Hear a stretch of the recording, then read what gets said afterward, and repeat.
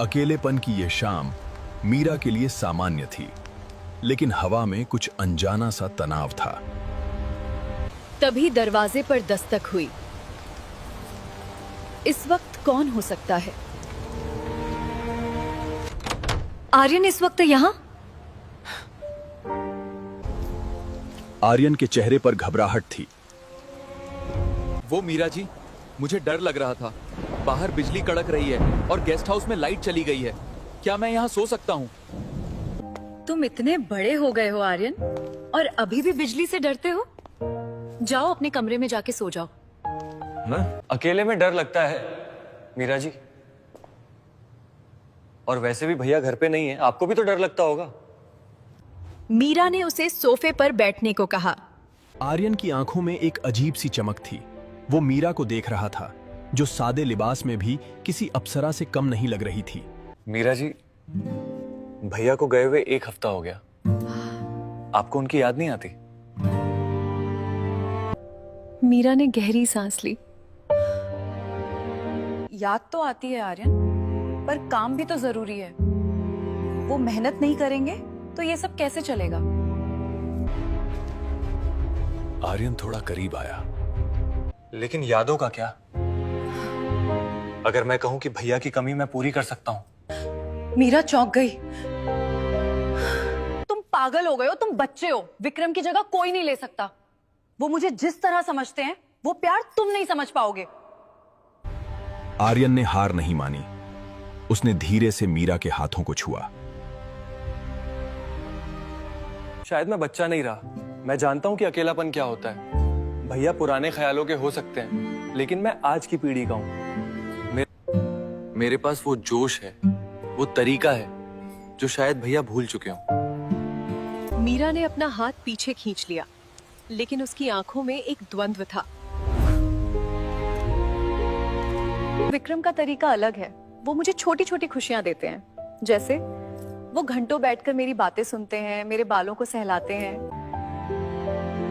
उनके होने भर से मुझे सुकून मिलता है। सुकून तो ठहराव है मीरा जी। क्या आपको रोमांच नहीं चाहिए? वो आग जो आपकी रूह को झकझोर दे। आर्यन की आवाज में अब एक अलग ही आत्मविश्वास था। भैया एक पुराने खिलाड़ी हो सकते हैं, लेकिन मैं इस रेस का वो नया घोड़ा हूं जिसे रुकना पसंद नहीं। मीरा हंसी। घोड़ा, तुम जानते भी हो, रेस जीतने के लिए सिर्फ दौड़ना काफी नहीं होता, तालमेल भी जरूरी होता है। तो आज देख ही लेते हैं कि इस नए घोड़े की रफ्तार क्या है। अगर मैंने आपको यह महसूस नहीं करा दिया कि जोश क्या होता है, तो कहिएगा।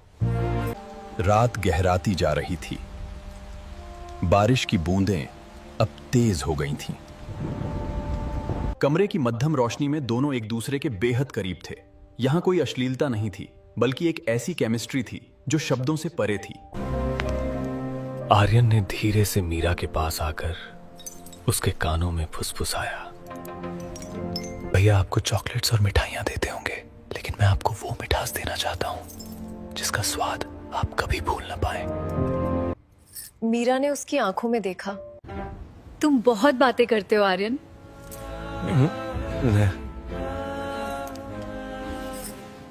बातें नहीं मीरा जी, अब बस एहसास होंगे। उसने धीरे से मीरा का हाथ थामा और उसे अपनी बाहों में ले लिया। ये एहसास नया था, थोड़ा डरावना भी, लेकिन इसमें एक अलग ही कशिश थी। मीरा को महसूस हुआ कि शायद वो भी इस बदलाव की तलाश में थी। जैसे जैसे रात बीत रही थी, मीरा और आर्यन के बीच की दूरियां सिमट रही थीं। आर्यन ने साबित कर दिया था कि उम्र और अनुभव ही सब कुछ नहीं होते। कभी कभी सादगी में भी वो गहराई होती है जो सालों के रिश्तों में नहीं मिल पाती। तुमने तो सच में मुझे थका दिया आर्यन। मैंने कहा था ना, इस नए घोड़े की चाल आपको दंग कर देगी। अब बताइए, क्या भैया की कमी महसूस हो रही है? मीरा ने कुछ नहीं कहा, बस उसकी बाहों में सिमट गई। बाहर बारिश थम चुकी थी, लेकिन उनके दिलों के अंदर एक नया तूफान जन्म ले चुका था। यह एक ऐसी कहानी थी जिसकी शुरुआत तो डर से हुई थी, लेकिन अंत एक नए एहसास पर हुआ। रिश्ते अक्सर वक्त के साथ अपनी चमक खो देते हैं, लेकिन अगर उन्हें सही समय पर नयापन मिल जाए तो वो फिर से जीवंत हो उठते हैं। मीरा को आज समझ आया था कि प्यार और चाहत के कई रूप होते हैं और हर रूप की अपनी एक अहमियत होती है। क्या आपको भी लगता है कि रिश्तों में नयापन जरूरी है? इस कहानी का कौन सा हिस्सा आपको सबसे ज्यादा पसंद आया? हमें कमेंट्स में जरूर बताएं। और ऐसी ही और दिलचस्प कहानियों के लिए हमें सब्सक्राइब करना न भूलें। बेल आइकन दबाएं ताकि आप कोई भी अपडेट मिस न करें।